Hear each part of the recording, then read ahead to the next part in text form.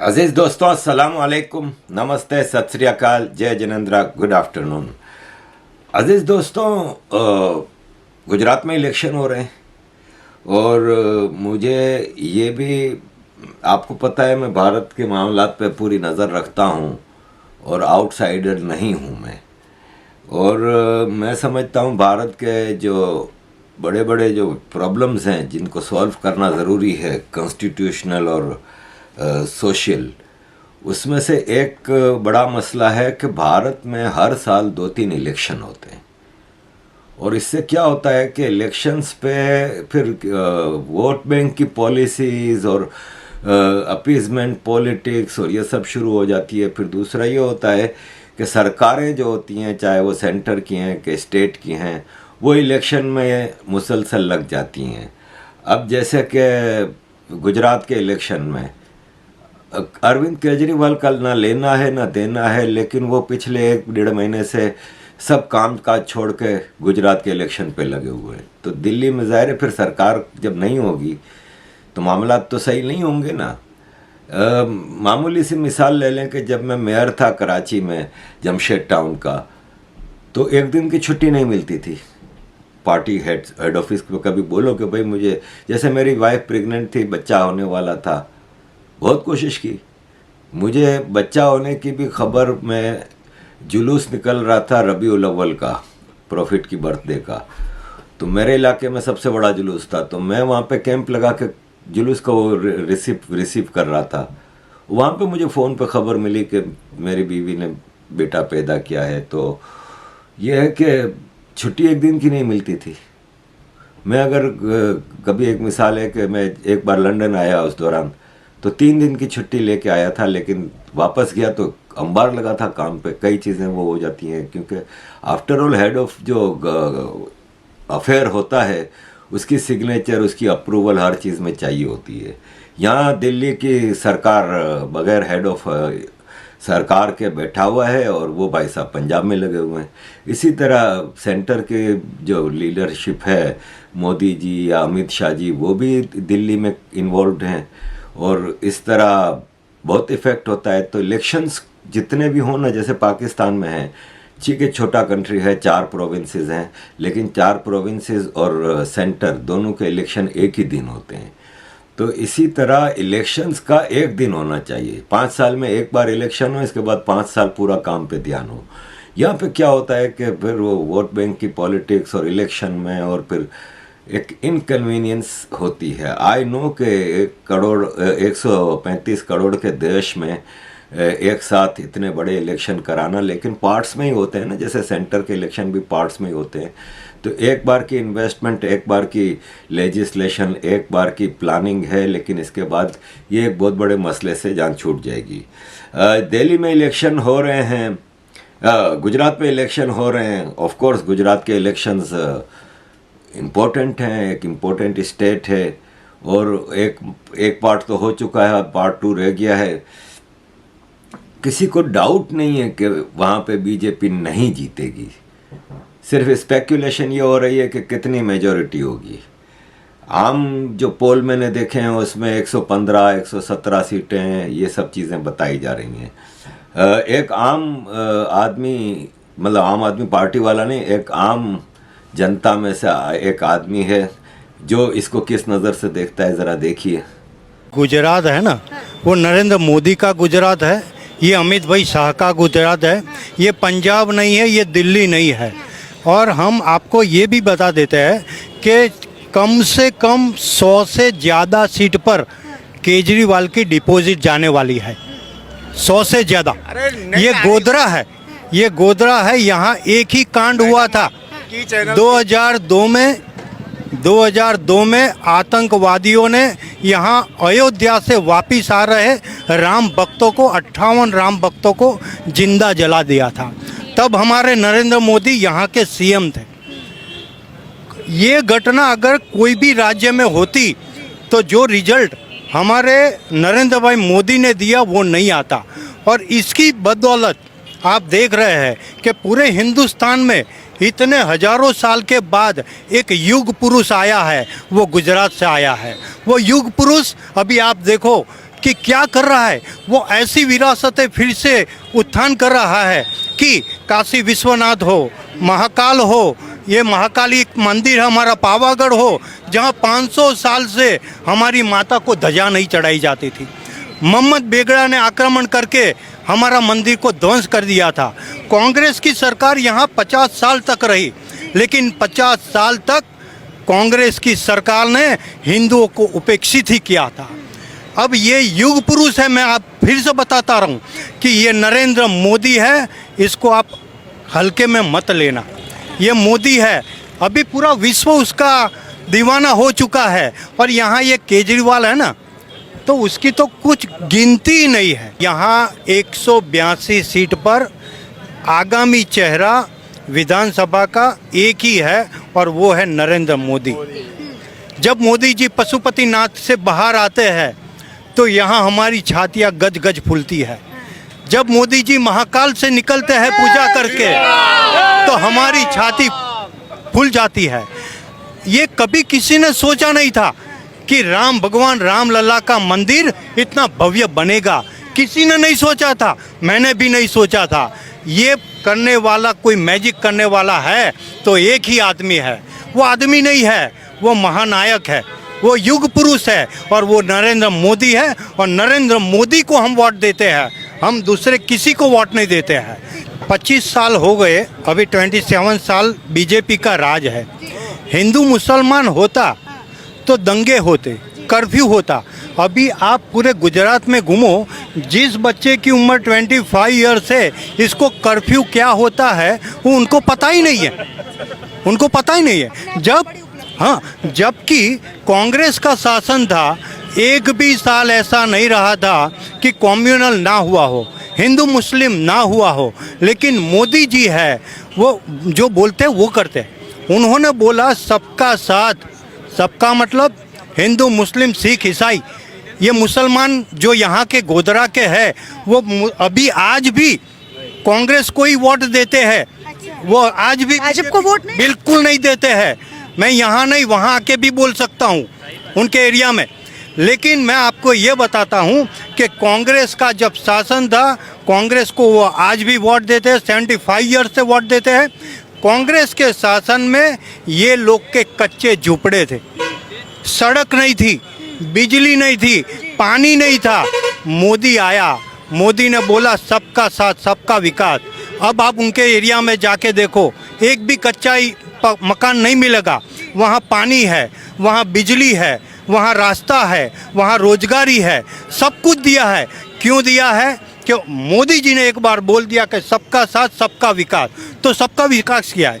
मोदी जी को नहीं, सबको पता है कि यहाँ के मुसलमान एक वोट भाजपा को नहीं देते हैं, फिर भी वो हमारे सच्चाई है। बिल्कुल। चीन के अंदर उनके राष्ट्रपति के लिए मीटिंग होती है और वो जब तक जिए तब तक वो राष्ट्रपति बने रहेंगे, ऐसा बोलते हैं। हमको ये करने की ज़रूरत ही नहीं है। अघोषित, जब अघोषित है, इसको घोषित करने की ज़रूरत नहीं है। जब तक मोदी है वही प्रधानमंत्री है, आप बिल्कुल ठान लीजिए। मैं आपको ये भी बताना चाहता हूँ कि कांग्रेस वाले यहाँ है, नहीं है ऐसा नहीं है, कांग्रेस वाले भी है, लेकिन वो भी चाहते हैं कि वड़ा प्रधान मोदी ही रहे। कौन सा ऐसा कांग्रेसी है जो चाहता है कि प्रधानमंत्री मोदी जी? 75% बहुत सारे कांग्रेसी दोस्त है कि भाई हम लोगों को पता है कि भाई अभी मोदी साहब है तो हमारा देश का नाम, हमारे गुजरात का नाम पूरे वर्ल्ड में फेमस है। लेकिन उनकी कुछ मजबूरियां है, इसलिए वो कांग्रेस से अभी जुड़े रह रहे हैं। बाकी उनको भी पता है कि भाई हमारे लिए अच्छा है कि भाजपा में मोदी साहब रहे। और ये उनको भी पता है, जैसे पहले बोला जाता था कि 370 कलम कभी नहीं हटेगी। हमको जब मुझे पता है कि 8-10 साल पहले लोग बोलते कि पूरे 500 साल हो जाएंगे तभी भी राम मंदिर नहीं बनेगा, 370 भी नहीं हटेगी। मोदी साहब ने ये करके दिखाया, जो आप इम्पॉसिबल जो होता है वो सब पॉसिबल करते हैं। उनका नाम है नरेंद्र मोदी। तो अजीज दोस्तों, इस सारी सूरत हाल में अगर हम कांग्रेस है ना, वो सेकंड पार्टी नज़र आती है वहाँ पे, और हमेशा से रही है। ज़ाहिर है कांग्रेस वहाँ पे रूल भी करती रही है, लेकिन वो पटेल साहब के मरने के बाद तो कांग्रेस गुजरात में बिल्कुल ही तकरीबन ख़त्म हो गई। लेकिन स्टिल एक जो बीजेपी के साथ जो हर जगह मुकाबला कर रही है वो कांग्रेस ही है। शोर शराबा और सोशल मीडिया पे ज़्यादा हंगामा आम आदमी पार्टी ने मचाया हुआ है। आम आदमी पार्टी के हवाले से अगर देखा जाए ना तो हमारी इस बहन की बात सुन लें। आदमी हूँ, ईमानदार आदमी हूँ, पढ़ा लिखा आदमी हूँ, इंजीनियर हूँ, स्कूल बनाने आते हैं, अस्पताल बनाने आते हैं। अगर गुंडागर्दी चाहिए उनके पास चले जाना, उनको वोट दे देना। 27 साल से गुंडागर्दी चल रही है, और क्या चल रहा है? गाली गलौज चाहिए, गुंडागर्दी चाहिए, भ्रष्टाचार चाहिए, राजनीति चाहिए, गंदगी चाहिए, उनके पास चले जाना। आपको स्कूल चाहिए, अस्पताल चाहिए, सड़कें चाहिए, बिजली चाहिए, पानी चाहिए, मेरे पास आ जाना, मैं करा दूं। जब लेनिन नाम का एक ठग आया था, उसने लोगों को, किसानों को, मजदूरों को, जो और व्यापारी थे, उन सबको बताया कि तुम्हारी गरीबी का कारण यहाँ का राजा और रानी है, और अगर तुम इसको मार दोगे राजा और रानी को तो आपको खुशहाली आ जाएगी, आपकी सारी समस्याएं दूर हो जाएंगी, आपको फ्री में पानी मिलेगा, फ्री में बिजली मिलेगी, फ्री में खाना पीना मिलेगा। जनता उसकी बहकाई में आ गई और उन्होंने अपने राजा और रानी को मार दिया। ये हमारा एक सच्चा इतिहास है जो रशिया में हुआ। और उसके बाद जिसने भी जब वो चीजें नहीं मिली तो उसका विरोध हुआ और ये कहकर उनको मार दिया गया, ये किनारे लगा दिया गया कि ये सब उस राजा के वफादार थे, इसलिए इनको मारा गया। करते करते ऐसा हुआ कि वहां की आधी आबादी उस लेनिन नामक ठग ने खत्म कर दी। हमारे देश में भी एक ठग घूम रहा है आजकल, वो गुजरात और हिमाचल में घूम रहा है, क्योंकि दो राज्यों के लोगों को वो बेवकूफ बना चुका है, फ्री पानी और बिजली के नाम पर। हम दिल्ली में रहते हैं और दिल्ली की स्थिति ये है यहाँ पर कि हमारे लिए सांस लेने के लिए हवा भी नहीं, हम सांस नहीं ले पा रहे, जिस कारण से मैं ये वीडियो बनाने को मजबूर हुई कि मैं आप लोग वोट देने जा रहे हैं, आपसे किसी को भी वोट दें, इस ठग से बचकर। और आगे आप देखेंगे कि ये जो हमारे केजरीवाल साहब हैं, ये जब अन्ना हजारे की कश्ती में बैठ के कश्ती को हाईजैक करके पॉलिटिक्स की तरफ ले जा रहे थे, झूठ तो बहुत बोलते हैं, आपको पता है कितने इनके झूठ पकड़े गए कि इतने कैमरे लगाऊंगा और ये होगा और इतने टॉयलेट बनवाऊंगा, कुछ नहीं किया। वो फिर मुकर भी जाता है कि नहीं मैंने ये कब कहा था, लोगों ने इसकी वीडियोस बनाई है, मैंने भी लगाई थी पहले, इसकी पुरानी वीडियो और नई वीडियो। मैंने कभी नंबर नहीं बताया कि कितने कैमरे लगाऊंगा, फिर उसकी वीडियो मैंने लगाई थी कि जिसमें बता रहा है कि इतने कैमरे लगाऊंगा। तो इससे पॉलिटिक्स में आने से पहले जब ये अन्ना हजारे जी की कश्ती में बैठा था, आंदोलन करप्शन के खिलाफ कर रहा था, तो इसको नेशनल टीवी पे ये सवाल किया गया था कि आप पॉलिटिक्स में आएंगे, तो सुनिए क्या कह रहा है। Making it very clear on your channel, on your program today, I will never fight elections in my life, and I don't want to hold any post in my life. And I have no political ambitions. does that apply to all? It does. Can you? But I can't take responsibility of others. As of today, it does. But I can't take responsibility of others. I can talk about myself. I have no political ambitions. And you will never fight an election. You will. I'll never fight an election. I have a few dreams for this country. Lokpal is one of them. Good judiciary. और फिर देखा जाए तो पंजाब में भी इन्होंने freebies जो हैं, ये मुफ्त और ये मुफ्त और इतने पैसे हर महीने दूंगा महिलाओं को और इसको और उसको, और ये सब। पंजाब कर्जे में डूबा हुआ स्टेट है और कर्जे में डूब रहा है। वहाँ पे क्राइम, लॉलेसनेस, ये सब चीज़ें बढ़ गई हैं। और ज़ाहिर है एक कैपेबल आदमी को, हर आदमी का एक कैपेसिटी होती है उनको बिठाना। जैसे कि खुद आप देखें कि इनके जो चीफ मिनिस्टर हैं, जो इन्होंने चीफ मिनिस्टर जिसको बनाया है, वो अरविंद केजरीवाल के लिए कैसे जज्बात रखता था। ਸਰਦਾ ਪੁੱਜਦਾ ਪਰਿਵਾਰ ਸੀ, ਉਹਨਾਂ ਨੇ ਕੁੜੀ ਦਾ ਵਿਆਹ ਰੱਖ ਲਿਆ। ਵਿਆਹ ਵਾਸਤੇ ਦਾਜ ਵਰੀ ਦਾ ਸਮਾਨ, ਮਹਿੰਗੇ ਸੋਫੇ, ਟੈਲੀਵਿਜ਼ਨ, ਮਹਿੰਗੇ ਸੂਟ, ਭਾਂਡੇ, ਟਰੰਕ, ਜਿੰਨਾ ਵੀ ਸਮਾਨ, ਗਹਿਣੇ ਗੱਟੇ ਉਹਨਾਂ ਨੇ ਖਰੀਦ ਲਿਆ। ਅਗਲੇ ਦਿਨ ਬਰਾਤ ਆਉਣੀ ਸੀ। ਬਰਾਤ ਆਉਣ ਤੋਂ ਇੱਕ ਰਾਤ ਪਹਿਲਾਂ ਕੇਜਰੀਵਾਲ ਨੂੰ ਪਤਾ ਲੱਗ ਗਿਆ ਵੀ ਇਹਨਾਂ ਦੇ ਘਰੇ ਇੰਨਾ ਮਾਲ ਪਿਆ ਹੈ। ਕੇਜਰੀਵਾਲ ਟਰੱਕ ਲਿਆਏ, ਟਰੱਕ ਬੈਕ ਲਾ ਲਿਆ ਘਰੇ, ਸਾਰਾ ਟੱਬਰ ਇੱਕ ਕਮਰੇ 'ਚ ਬੰਦ ਕਰਤਾ, ਸਭ ਸੋਫੇ ਸੂਫੇ ਸੂਟ ਗਹਿਣੇ ਸੋਹਣੇ ਮਠਿਆਈ ਟਰੱਕ 'ਚ ਲੱਦ ਲਈ। ਤੁਰਨ ਤੋਂ ਪਹਿਲਾਂ ਕੇਜਰੀਵਾਲ ਉਹਨੂੰ 500 ਰੁਪਏ ਸ਼ਗਨ ਦੇ ਕੇ ਕਹਿੰਦਾ ਵੀ ਗੁੱਡੀਆ ਮੇਰੇ ਵੱਲੋਂ ਸ਼ਗਨ ਹੈ। ਅਗਲੇ ਦਿਨ ਟੱਬਰ ਨੇ ਪੁਲਿਸ ਕੋਲੇ FIR ਹੀ ਨਹੀਂ ਲਿਖਾਈ, ਕਹਿੰਦੇ ਲੁੱਟ ਕੇ ਭਾਵੇਂ ਲੈ ਗਏ ਪਰ ਬੰਦੇ ਬਹੁਤ ਚੰਗੇ ਸੀ, 500 रुपया शगन दे गए। तो अजीज दोस्तों, इस सारे सिनारियों में हमारे योगी जी भी गुजरात के इलेक्शन में कूद पड़े हैं और वो भी उन्होंने भी वो किया। लेकिन अब मसला ये है कि इंडिया की जो सारी स्टेट्स अगर आप लें तो इसमें अगर आप एक वोटिंग कराएं पूरे इंडिया में कि द बेस्ट CM, तो मैं समझता हूँ कि मेजॉरिटी, बहुत बड़ी मेजॉरिटी योगी जी को the best CM of India वो करेगी।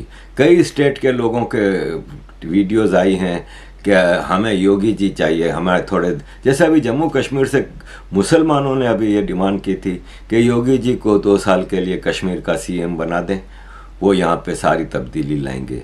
और आफ्टर ऑल योगी जी का काम बोलता है और कोई डिस्क्रिमिनेशन नहीं करते, पूरी यूपी की सारी पॉपुलेशन को इक्वली ट्रीट करते हैं। तो योगी जी केजरीवाल के बारे में क्या कहते हैं, 1 मिनट की वीडियो सुनिए। ये जो आम आदमी पार्टी का नमूना आया है ना यहां दिल्ली से, यह तो आतंकवाद का सच्चा हितैषी है। अयोध्या में राम मंदिर का विरोध करता है और जब भारत की सेना पाकिस्तान के अंदर जाकर के सर्जिकल स्ट्राइक करती है तब भारत के सैनिकों से कहता, बहादुर जवानों से कहता, इसका प्रमाण क्या है? बहादुर जवानों से प्रमाण मांगा जाता है। पाकिस्तान चिल्ला रहा है कि हमारी कमर तोड़ दी है भारत के जवानों ने, लेकिन आम आदमी पार्टी को इसका भी प्रमाण चाहिए होता है। भाइयों बहनों, आतंकवाद और भ्रष्टाचार इनके जीन्स का हिस्सा है। इसलिए जो भ्रष्टाचारी हैं, आतंकवाद समर्थक हैं, भ्रष्टाचार और आतंकवाद जिनके जीन्स का हिस्सा हो उसको वोट देकर के हम अपने वोट को कलंकित कतई न करें, कतई न करें। तो अजीज दोस्तों, गुजरात के हवाले से ये मैंने आपके सामने मुख्तलिफ चीज़ें रखी हैं और ऑफ कोर्स आखिर में हमारे पांडे जी भी बोलेंगे और नहीं कैसे बोलेंगे कि पांडे जी का बोलना बनता है।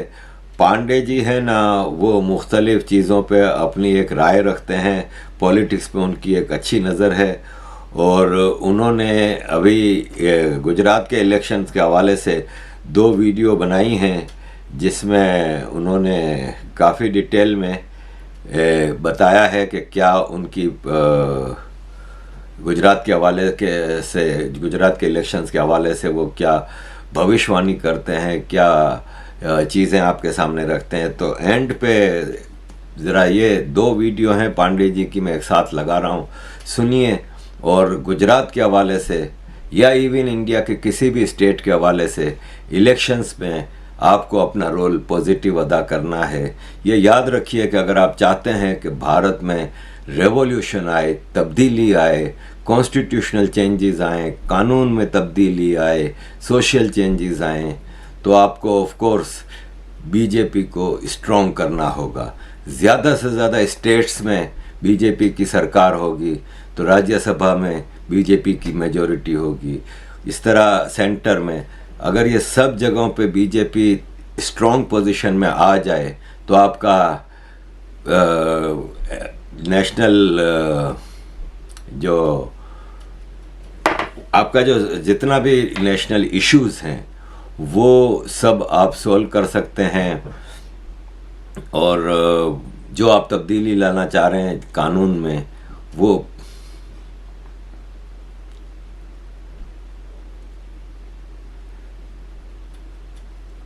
तो ये है कि इस तरह बीजेपी के लिए, आपकी सरकार के लिए आसानी होगी कॉन्स्टिट्यूशनल चेंजेस लानी, वक्फ बोर्ड के हवाले से, प्लेसेस ऑफ वर्शिप एक्ट के हवाले से, सिटीज़न अमेंडमेंट एक्ट है और दूसरे जो पॉपुलेशन बिल है और इस तरह की चीज़ें हैं, एजुकेशनल रिफॉर्म्स हैं, NCR है, ये सब चीज़ें लाने में सरकार को आसानी होगी और भारत में एक पॉजिटिव चेंज हम देख सकेंगे। थैंक यू वेरी मच अजीज़ दोस्तों for all your support, keep supporting. जय हिंद। एक और दाना दिल्ली वालों के लिए अरविंद केजरीवाल का कि हम RWA को मिनी पार्षद का दर्जा देंगे। जवाब नहीं अरविंद केजरीवाल जी आपके झूठों का, आपके झूठे वायदों का। हम यकीन कर लेते यदि आपने दिल्ली के अंदर महिलाओं के लिए खास करके वायदा किया था कि हम 2 लाख पब्लिक टॉयलेट बनवाएंगे, जो आज दिल्ली की सबसे बड़ी समस्या है। हम यकीन कर लेते अगर आपने हमसे कहा था कि यमुना के अंदर मैं और आप दोनों लोग गोता मारेंगे। हम यकीन कर लेते आपने पराली की समस्या जो पंजाब में जल रही थी और दिल्ली को धुआं धुआं कर दिया, दिल्ली में लोगों के फेफड़ों में सांस लेना मुश्किल पड़ गया, आपने कहा था हम उस पराली को रोक देंगे अगर हमारी सरकार आएगी तो। हम यकीन कर लेते जिस बात पर आपका आंदोलन शुरू हुआ था कि भ्रष्टाचार को मिटाने के लिए हम लोकपाल लेके आएंगे, आप लोकपाल लेके आते और भ्रष्टाचार मिटाना तो दूर, आप हर डिपार्टमेंट में आपके भ्रष्टाचार आ गया। हम यकीन कर लेते यदि आपने शराब वालों के लिए कहा था कि शराब दिल्ली में जगह जगह नहीं होनी चाहिए और आपने दिल्ली में इतने सारे ठेके खोल डाले थे, जिसके बाद हमारी माँ बहनों ने किसी तरह हड़ताल करके धरने में बैठ के बड़ी मुश्किलों से आपकी दुकानों को हटवाया और आप मजबूर हुए पुरानी पॉलिसियों को लाने के लिए।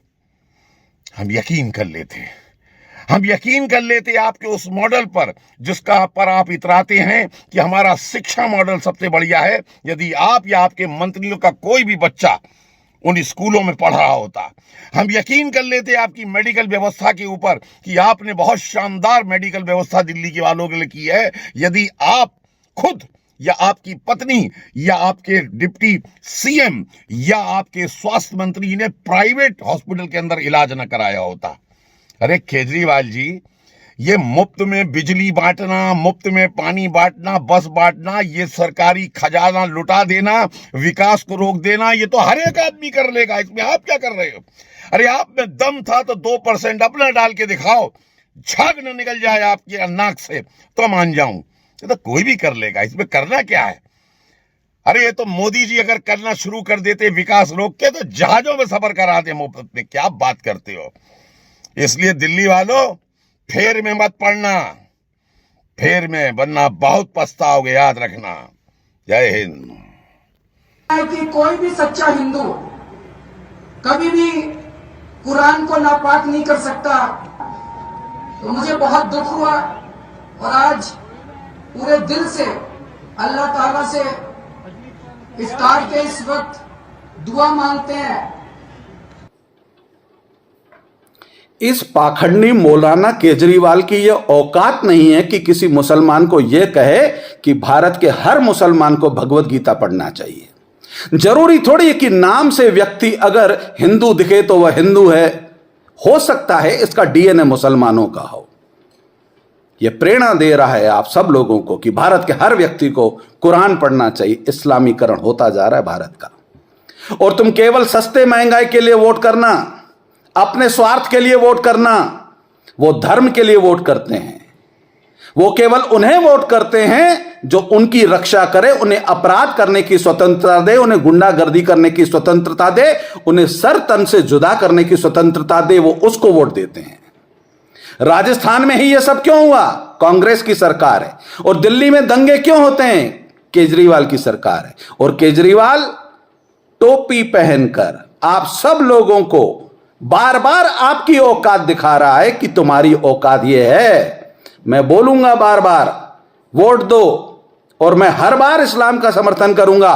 हिंदुओं, तुम्हारा कहीं सम्मान नहीं है। क्यों? क्योंकि तुमने अपने धर्म के लिए, अपने देश के लिए, अपने वतन के लिए वोट मतदान नहीं किया। तुम स्वार्थी हो। जिस दिन तुम भारत के लिए मतदान करोगे, राष्ट्रवाद के लिए मतदान करोगे, हिंदू होकर हिंदुस्तान के लिए मतदान करोगे, भारत के प्रधानमंत्री श्री नरेंद्र मोदी के साथ कंधे से कंधा मिलाकर अपने देश और अपने परिवार के साथ अपने संपत्ति की सुरक्षा के लिए मतदान करोगे, उस दिन तुम्हें दुनिया में कोई नहीं हरा सकता। अब भी समय है केजरीवाल और कांग्रेस मुक्त भारत के लिए मतदान कीजिए, अन्यथा एक दिन वही होगा जो आज उदयपुर में और अमरावती में हुआ, अगला नंबर तुम्हारा भी हो सकता है। सोच समझकर भारत के लिए मतदान कीजिए, अपने धर्म की सुरक्षा के साथ परिवार की सुरक्षा के लिए मतदान कीजिए। वंदे मातरम, भारत माता की जय।